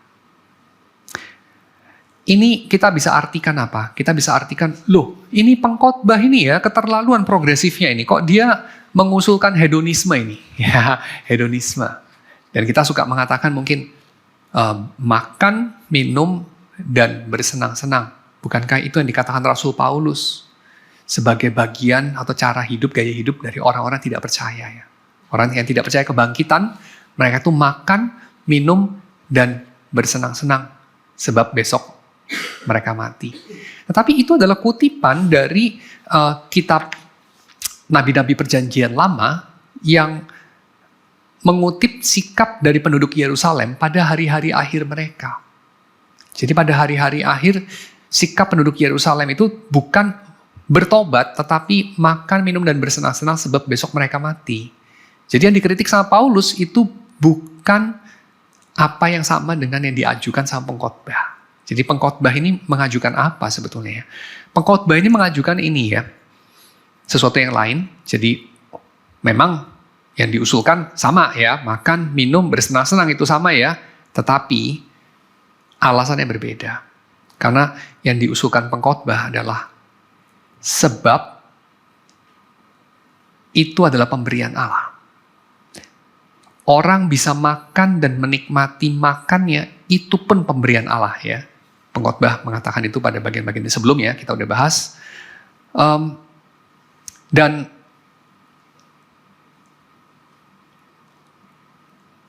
di sini pengkhotbah menambahkan sesuatu, yaitu orang bisa menikmati kesenangan dalam segala jerih payahnya. Ini tidak disebutkan oleh kutipan dari Perjanjian Lama maupun yang dikutip sama Paulus ya, maupun di dalam filsafat hedonismenya Epikurus ya. Jerih payah orang-orang Yunani, Epikurus orang Yunani, jerih payah itu sesuatu yang bukan bagian para filsuf ya. Jerih payah itu bagian para budak. Jerih payah itu kalau kita bisa tidak melakukan, lebih baik tidak melakukan. Ya, jerih payah itu adalah bagi mereka yang tidak punya pilihan. Tetapi pengkhotbah mengatakan dalam pasal 3 ayat 13 ini, setiap orang dapat makan, minum, dan menikmati kesenangan dalam segala jerih payahnya. Jadi artinya, jerih payah itu pun tidak menghalangi orang untuk makan, minum, dan menikmati kesenangan. Itu adalah pemberian Allah. Jelas Epikurus tidak bicara ini. Karena Tuhannya Epikurus ya adalah Tuhan yang jauh. Epikurus bukan seorang ateis sih. Dia seorang ateis praktis benar. Tapi dia bukan seorang ateis. Orang ateis kan mengatakan Tuhan tidak ada. Epikurus tidak pernah mengatakan Tuhan tidak ada ya. Cuman dia mengatakan ya Tuhan itu nggak ada efeknya. Tuhan itu sudah menciptakan kita. Ya dia kembali berdiam di tempat dia, dan kita berdoa kepada Tuhan juga nggak ada efeknya, dia juga nggak mau dengar, dia juga menghidupi eksistensi yang sangat berbeda dengan kita, ya jadi ya kita urus-urusan kita lah. Dunia ini sudah ada hukumnya sendiri, dia akan berjalan sendiri, itu saja. Ya. Dan tentu saja pengkhotbah tidak menghadirkan hedonisme Epikurian. Walaupun Epikurus tetap ada Tuhan. Karena apa? Karena Tuhannya Epikurus dan Tuhannya pengkhotbah itu beda banget. Tuhannya pengkhotbah adalah Tuhan yang memberi sesuatu. Dan apa yang diberikan oleh Tuhan itu. Dia memberikan ini. Orang itu dapat makan, dapat minum, menikmati kesenangan, juga dalam jerih payahnya. Itulah yang diberikan oleh Tuhan. Ya. So, kita bisa bekerja keras, itu pun satu pemberian. Ya, pemberian Allah. Kesenangan itu bukan hal yang buruk juga, itu hal yang baik. Tuhan yang merancang begitu. Coba kita pikir, Tuhan bisa tidak merancang hidup kita penuh dengan kesengsaraan? Bisa ya, kamu mungkin pernah makan waktu lagi sariawan ya. Makan di restoran yang paling enak pun gak enak kalau lagi sariawan kan ya. Bisa gak Tuhan bikin kita itu dari lahir sampai mati sariawan terus gitu ya. Itulah kondisi normal manusia itu, selalu sariawan. Bisa kalau Tuhan mau ya. Tuhan tidak bikin itu. Tuhan bisa bikin mulut kita itu seperti mata kita ya. Mata kamu kalau kemasukan cabai rasanya gimana? Pasti gak enak banget ya. Tapi kalau mulut kamu kemasukan cabai rasanya gimana? Kalau suka pedes kan cukup nikmat juga ya. Coba bayangkan kalau mulut kamu kayak mata kamu. Yang mana Tuhan bisa bikin ya. Kan Tuhan bisa bikin manusia kayak apa aja. Tapi dia tidak mendesain tubuh manusia itu dengan mulutnya itu kayak mata. Dengan kata lain, kita bisa merasakan kenikmatan adalah karena kesengajaan desain Tuhan. Tuhan bisa aja tidak melakukannya begitu ya. Lidah kita itu bisa peka sama begitu banyak rasa dan bau. Dan itu enhance kita punya pengalaman makan. Saya tidak terlalu mengerti, karena saya bukan ahli biologi ya. Tapi saya rasa ya, kepiting itu makannya nggak seenak kita sih. Kepiting. Karena kepiting kayaknya, punya lidah nggak sih kepiting? Kayaknya nggak punya lidah ya. Kepiting kalau punya lidah mungkin malah sengsara ya, karena makanan kepiting kayaknya sampah-sampah di bawah situ ya. Kepiting itu kan kecoa laut intinya ya. Kira-kira begitu kan, pengais-ngais sampah itu ya. Kayak kecoa aja itu kepiting kan. Tapi kita makan kepiting dengan lidah kita seperti ini, kita bisa merasakan enak. Jadi artinya apa? Tuhan itu memberikan kepada anak-anak manusia kenikmatan itu begitu banyak. Dan dia bisa aja nggak kasih itu. Tapi dia kasih itu. So, kenikmatan itu sendiri berasal dari Allah. Ini teologinya pengkhotbah. Dan dia mengatakan, itu adalah bagian kita. Manusia bukan diciptakan untuk kenikmatan itu sendiri sih. Kenikmatan itu hanya sebagian kecil dari hidup manusia. Tapi itu adalah sebagian yang berasal dari Tuhan. Sehingga memang kita tidak dipanggil, ya, tidak dianjurkan oleh pengkhotbah untuk hidup bagi kenikmatan. Jadi hidup untuk mengejar kenikmatan, tidak ya, karena itu sangat dangkal. Tetapi juga bukan, pengkhotbah itu mengatakan supaya kita menjalani hidup dengan menolak kenikmatan. Karena kenikmatan itu buruk gitu ya. Seolah-olah Tuhan mengernyitkan keningnya ketika melihat kita menikmati gitu. Jadi sebaiknya kita berpura-pura tidak menikmati gitu ya. Berpura-pura sengsara gitu ya. Seperti kebiasaan kita waktu kita mengungkapkan apa? Kebiasaan yang buruk ya, yang tidak alkitabiah sebenarnya. Ketika kita mengatakan, lu jangan pikir gue enak-enakan ya. Loh, lu enak-enakan juga gak apa-apa kok gitu. Tuhan pun berkenan lu menikmati gitu. Menikmati kan tidak harus bermalas-malasan ya. Menikmati itu bisa juga menikmati dalam jerih payah. Ya, so kita itu yang memang suka curiga sama Tuhan, kita suka sirik atau ngiri sama orang lain. Itu sebabnya kita mengatakan, kok enak aja lu gitu ya. Kita nggak mau kasih orang enak gitu ya. Kalau mahasiswa ya bisa bikin tugasnya dengan lebih gampang, kita iri sama mahasiswa ya. Janganlah bikin segampang itu. Kita bikin hidup mereka lebih sulit sedikit sebagai dosen gitu ya. Kita bikin mereka lebih sengsara sedikit. Saya kira itu sikap yang nggak bagus kan. Kalau orang bisa nikmat, ya kita harusnya bersyukur. Dia bisa menikmati kenikmatan dia.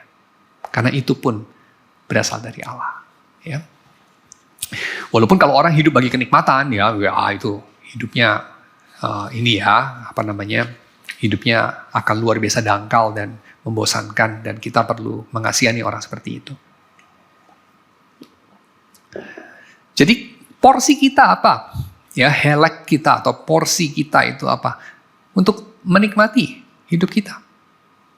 Bagian Tuhan untuk memakai dan menentukan pekerjaan kita itu maknanya apa. Kita itu tidak dipanggil untuk memberi dampak bermakna bagi hidup. Kita nggak dipanggil untuk itu.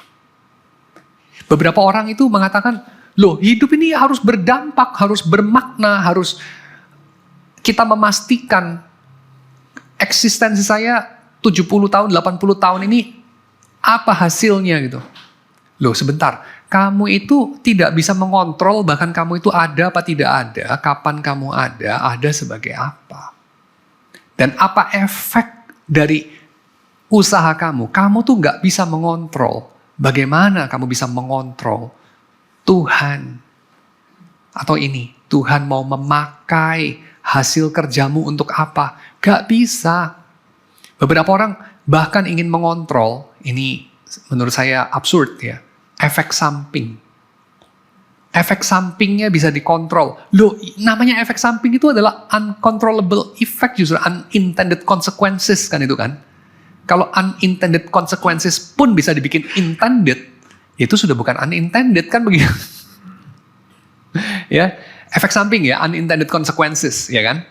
Lalu kemudian kita katakan apa? Itu pun saya bisa rencanakan, saya bisa pastikan, saya bisa kendalikan. Loh, itu namanya sudah intended consequences. Justru unintended consequences adalah efek yang kita sama sekali tidak duga-duga. Ya, kalau kamu bisa menduga itu ya kamu sudah jadi Tuhan lah. Ya kira begitu. Berarti nggak ada yang kamu nggak bisa duga, nggak ada yang kamu nggak bisa proyeksikan, kamu nggak bisa planningkan efeknya apa. Tapi itu bukan bagian kita. Jadi pengkhotbah menegaskan ini. Tidak ada yang lebih baik daripada menikmati jerih lelah kita di bawah matahari, karena kita tahu ini pun dari tangan Allah. Oke, ayat 14. Pengkhotbah mengatakan, aku tahu ya bahwa segala sesuatu yang dilakukan Allah akan tetap ada selamanya, tak dapat ditambah, tak dapat dikurangi. Segala sesuatu yang dilakukan Allah, ini kembali mengacu kepada kerja Allah. So to say, jerih lelah Allah gitu ya. Walaupun nggak pernah dikatakan pakai istilah jerih lelah. Tapi pekerjaan Allah deh. Ya, pekerjaan Allah itu tak dapat ditambah, tak dapat dikurangi. Ini berkebalikan dari apa? Pekerjaan manusia bisa jadi hampa. Ya, seringkali jadi hampa. Tapi pekerjaan Allah tak dapat ditambah, tak dapat dikurangi. Dan Allah sengaja bikin begitu. Kenapa? Allah bikin begitu supaya manusia takut akan Dia. Ya. Apa maksudnya? Yang Allah lakukan tak dapat ditambah, tak dapat dikurangi, kok bisa bikin manusia takut akan Dia? Karena begini. Karena kita itu mendapati sesuatu yang tak dapat diubah, tak dapat ditambah, tak dapat dikurangi. Sebagai sesuatu yang diri kita itu bukan agent yang efektif untuk mengubahnya. Kita mendapati bahwa kita itu tidak berdaya. Dan orang itu akan respect, akan takut kepada sesuatu yang di hadapannya kamu tidak berdaya. Contohnya apa? Contohnya adalah pelajaran yang kamu nggak bisa. Anak-anak sekolah itu kan, seringkali, tidak semua, seringkali, kan takut sama pelajaran mafia ya, matematika, fisika, kimia itu ya. Karena mereka tidak bisa. Kalau tidak bisa ya jadi takut, kan gitu aja. Orang tuh takut sama penyakit yang tidak bisa disembuhkan. Orang itu takut kalau pesawat itu stall ya. Stall itu kayak kalau pesawat kamu bukan MiG-57 atau Sukhoi 27 lalu kemudian gitu. Lalu kemudian akan stall ya. Gini dia terjun bebas kayak batu gitu. Jadi ya itu ditakutkan. Kenapa? Karena kalau udah begini gak bisa dikendalikan. Kecuali mungkin Sukhoi 27 ya. Jadi ya dia kalau kita ada di hadapan sesuatu yang kita nggak bisa tambah, nggak bisa kurangi dalam hal ini Tuhan atau pekerjaannya, kita akan respect sama Dia. Dan Tuhan sengaja menaruh itu dalam hidup kita supaya kita berhikmat.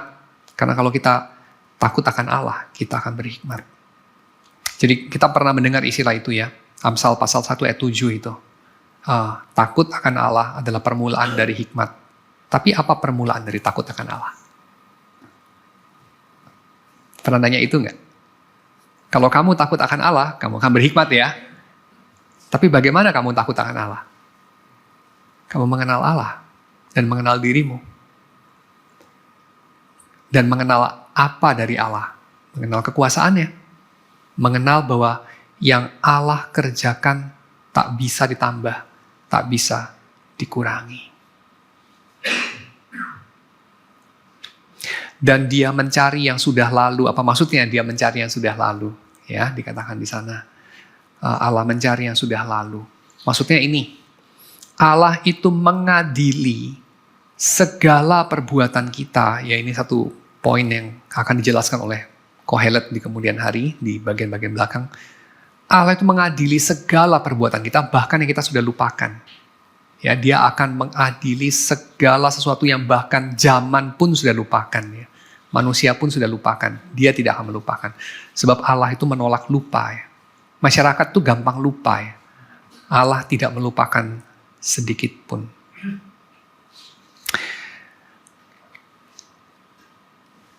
Orang Ibrani itu pegang dua hal. Yang pertama itu Tuhan itu ada. Dan kedua, kamu pasti bukan Tuhan. Ya, dia pegang dua hal itu. Dan saya kira itu hal yang bijaksana untuk dipegang. Ya. Kesimpulan pengkhotbah mengatakan dalam pasal 3 ayat 1-11 ini, waktu dan masa ya. Wayat dan Zeman itu.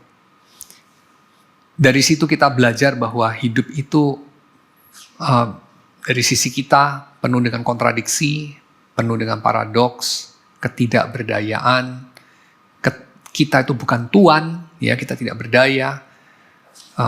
Yang kedua, dalam pekerjaan kita itu mencari makna, signifikansi, kita mencari yitron dari jerih lelah kita, tetapi yitron itu tidak ada ya. Kalau kita mengandalkan satu mindset bahwa yitron itu muncul dari diri kita sendiri, muncul dari kendali kita, saya merencanakan, saya mengusahakan, saya mencapai, saya mengakhiri, saya menentukan, itu akan hanya membuat frustrasi. Ya, Qin Shi Huang, you name it, Alexander the Great, siapa? Orang-orang paling hebat, ya, Katarina Agung, Elizabeth I, kamu sebut saja orang-orang hebat dalam sejarah. Apakah mereka bisa mengendalikan segala dampak mereka? Gak bisa, ya gak bisa. Itu ada di tangan Allah, itu bukan bagian manusia. Ya. Dan Tuhan itu pada akhirnya akan membuat segala sesuatu itu indah dalam pengertian memikat, membuat hati kita itu melonjak dengan kegembiraan. Ya, baik kelahiran, kematian, untung, rugi, sukses, gagal, permusuhan, persahabatan. Ya, Tuhan akan membuat semuanya itu menjadi indah, tapi pada waktunya. Pada waktunya Tuhan, bukan pada waktunya kita. Ya. Dan itu dampaknya adalah bagi kita, porsi kita bukan menentukan, porsi kita adalah menikmati. Ya, menyaksikan, menikmati, mensyukuri, itu porsi kita, bukan mengendalikan. Jadi jangan berharap kita baru akan bisa menikmati kalau kita sudah setidaknya mengetahui skenario dan jadwal Tuhan A sampai Z. Ya, itu tinggalkan itu bukan porsi kita. Jadi akhir kata takutlah akan Allah, takjublah akan Dia, itu akan membuat diri kita tahu diri. Bahwa kita itu hanya makhluk yang fana, ya, mortals. Tapi Tuhan mengasihi kita dan Dia menghadirkan kita di bumi. Dia tidak membutuhkan kita ada di sini karena Dia bisa mengerjakannya tanpa kita, obviously. Tapi Dia menginginkan kita ada di sini. Dia menginginkan kita menjadi seperti ini. Dia menginginkan kita ada pada waktu ini. Untuk satu maksud yang kita mungkin tidak akan pernah tahu, tapi Tuhan tahu dan Tuhan membuatnya menjadi indah pada waktunya. Terakhir saya akan mengutip satu ayat dalam Alkitab Ibrani, ya, yaitu Ester pasal 4 ayat 14. Dikatakan di sana, siapa tahu, kata Mordekai, mungkin justru untuk saat yang seperti ini engkau beroleh kedudukan sebagai ratu. Istilah saat di situ pakai wayat juga. Jadi mungkin untuk wayat yang seperti ini, engkau beroleh kedudukan sebagai ratu.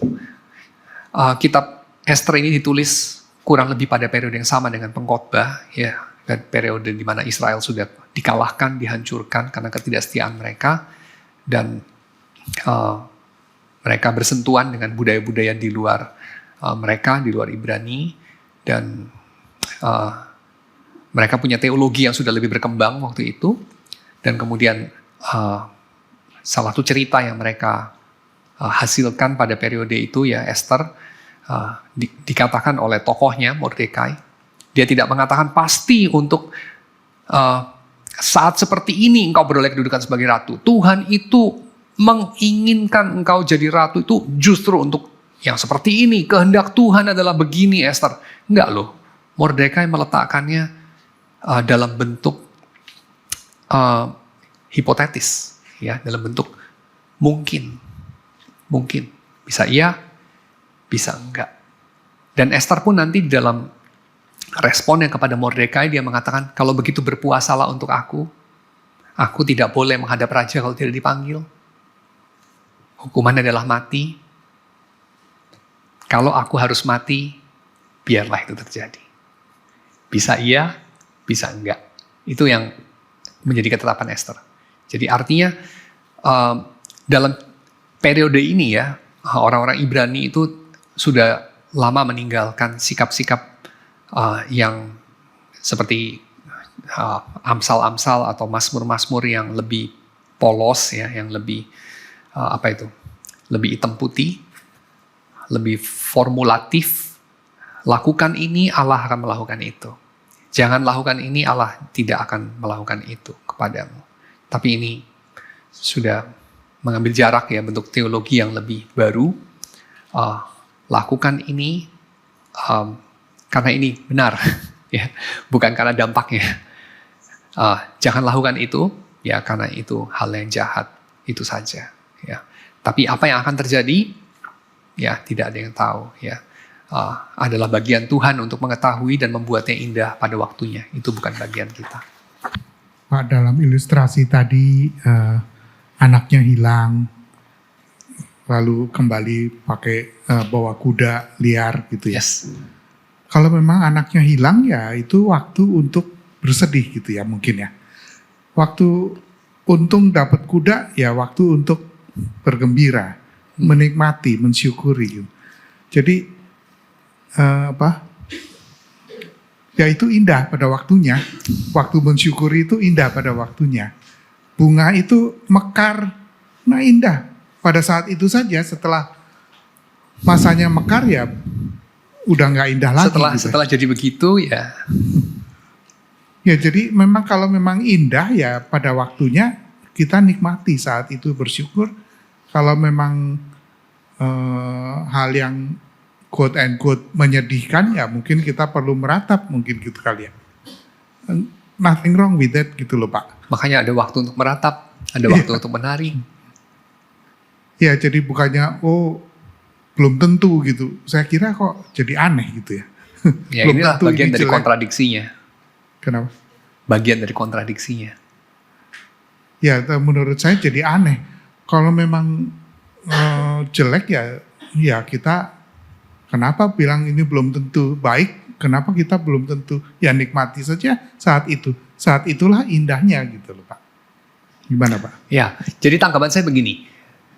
Ketika pengkhotbah mengatakan segala sesuatu indah pada waktunya, padahal jelas menari itu bukan menahan diri dari menari, ya. Jelas meratap itu bukan bergembira. Jelas kehilangan bukan mengumpulkan atau menyimpan, ya toh? Dia jelas itu kan. Jadi menyimpan ya bukan kehilangan. Menari ya bukan meratap. Jelas ya. Tapi segala sesuatu itu indah pada waktunya. Dan manusia tak dapat menyelami pekerjaan Allah dari awal sampai akhir. Itu maksudnya adalah kita perlu membedakan antara dua hal. Yaitu yang pertama, permukaannya, dan kedua, makna dari apa yang terjadi pada permukaan. Permukaannya itu ya ada waktu untuk meratap, waktu untuk menari, ada waktu untuk berperang, ada waktu untuk berdamai.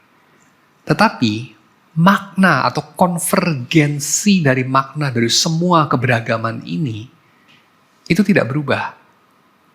Maknanya itu apa? Sama seperti kalau kita itu membaca sebuah buku ya, novel. Novel itu kan sebenarnya kristalisasi dari suatu waktu dari awal sampai akhir sebenarnya. Novel atau cerita yang lebih dari novel sih ya, cerita satu buku yang tebel lah gitu ya, satu epic gitu. Itu biasanya kan dari awal sampai akhir itu bisa lebih dari satu generasi gitu.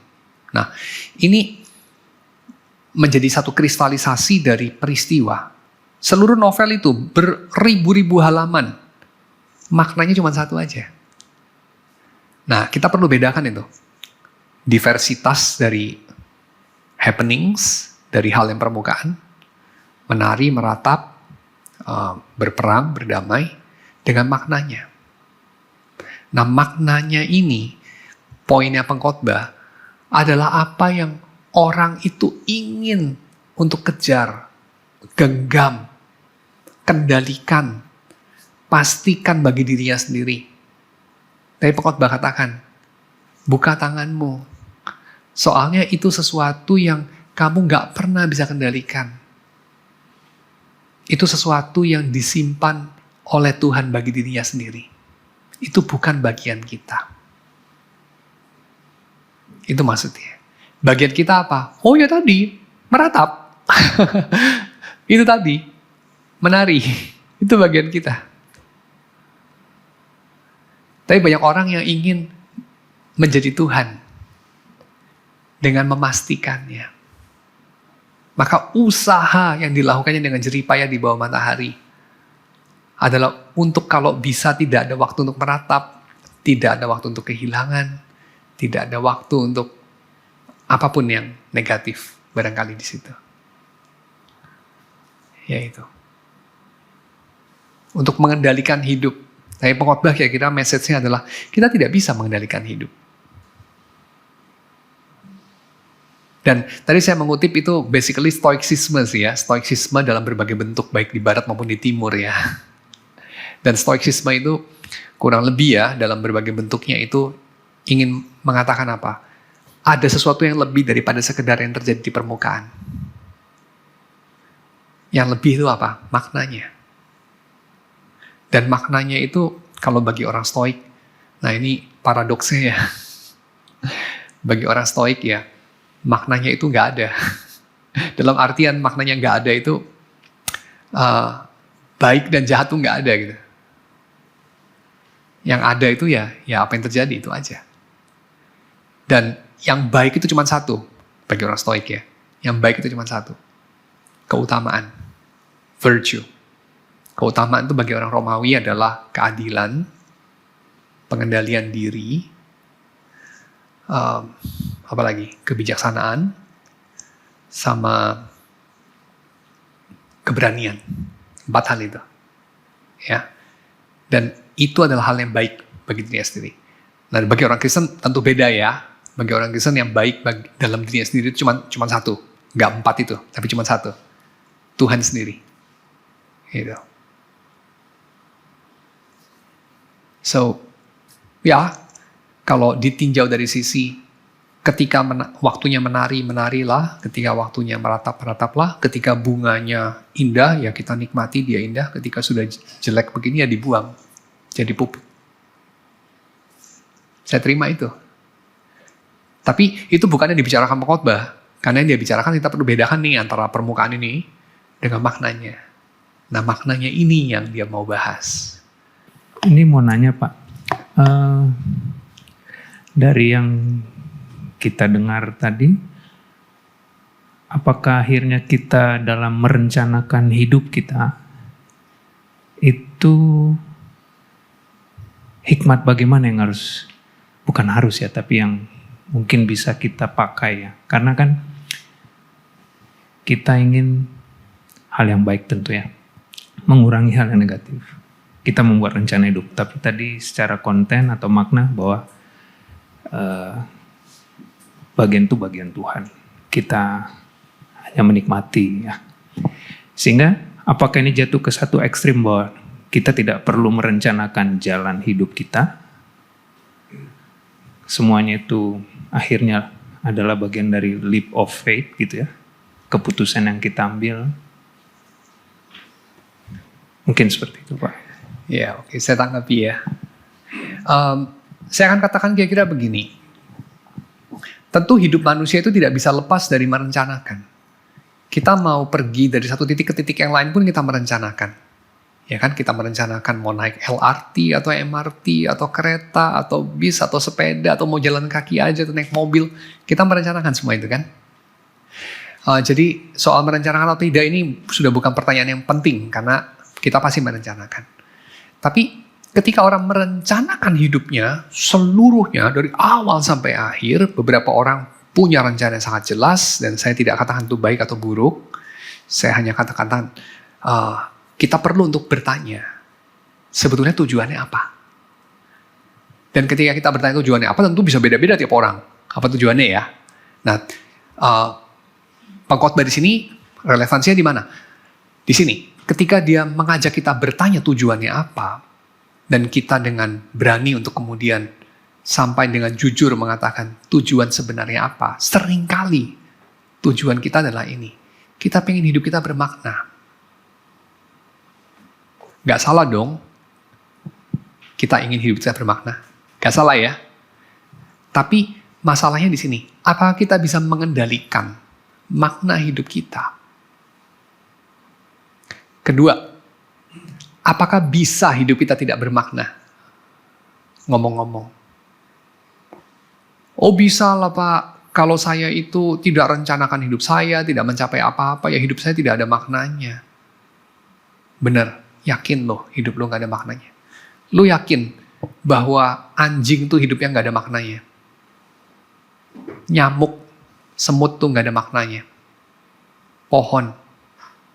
Kalau saya sih tidak yakin bahwa hidup mereka nggak ada maknanya. Karena Tuhan yang menghadirkan dan Tuhan yang menyelenggarakan jagat raya ini. Tapi kan kita bertanggung jawab Pak terhadap hidup kita. Oh ya, that's the point.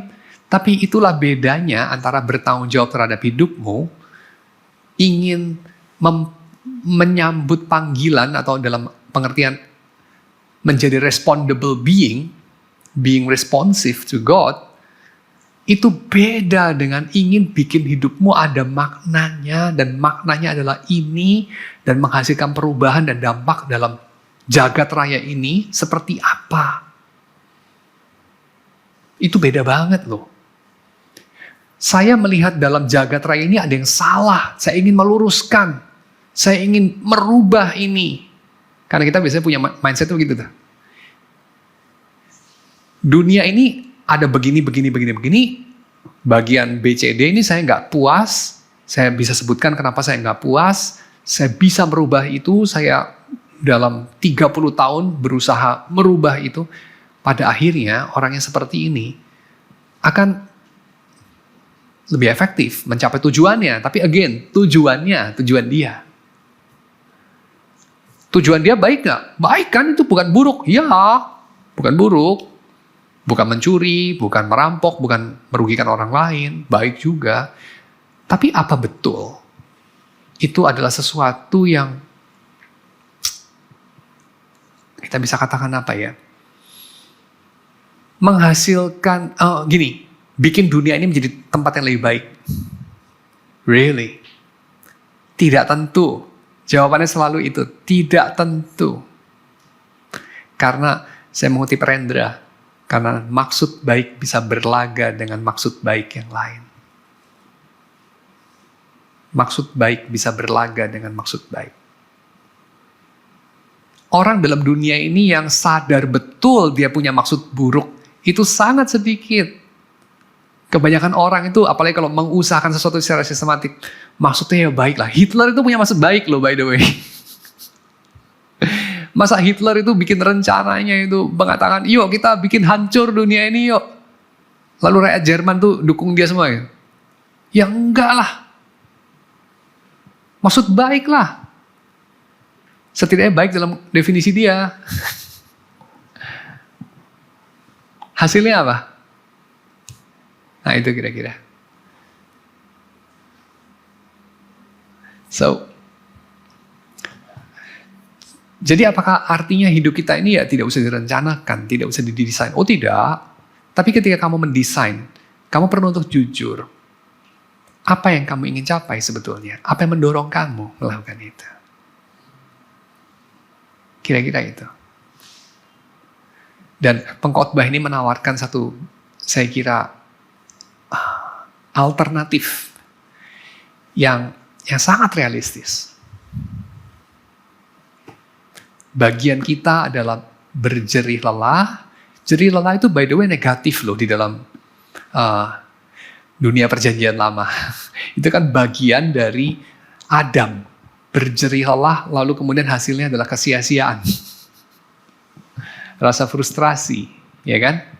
Tetapi itu sebabnya pengkhotbah itu justru memberikan satu gambaran yang redemptif di sana. Kita masuk dalam doa ya. Tuhan, kami menyerahkan perenungan kami dalam tangan Tuhan. Kiranya Engkau yang sudah menafaskan firman-Mu, sudah menerangi hati kami, sudah memberikan kepada kami kesadaran-kesadaran tertentu ketika kami mendengar firman-Mu dan mendengar paparannya. Kiranya Engkau yang juga menghadirkan pertumbuhan, menggiatkan hati kami untuk kami ini mengarahkan perhatian kami kepadamu, kepada apa yang Engkau kerjakan dalam Yesus, dan kepada pekerjaan Roh-Mu di tengah kami. Sehingga kami ini menjadi orang-orang yang lebih memahami bagaimana kami harus memaknai hari-hari kami. Supaya kami hidup bukan seperti anak-anak dari dunia ini, tapi kami boleh hidup sebagai anak-anak yang Engkau panggil, anak-anak yang Engkau adopsi dalam Yesus. Anak-anak yang Engkau kasihi, sehingga kami ini berkumpul di sini, sehingga kami ini boleh memiliki pengharapan. Kami menyerahkan setiap kami dalam tangan Tuhan, juga apa yang boleh kami kumpulkan kiranya boleh dipakai oleh Tuhan. Dalam nama Yesus kami berdoa. Amin.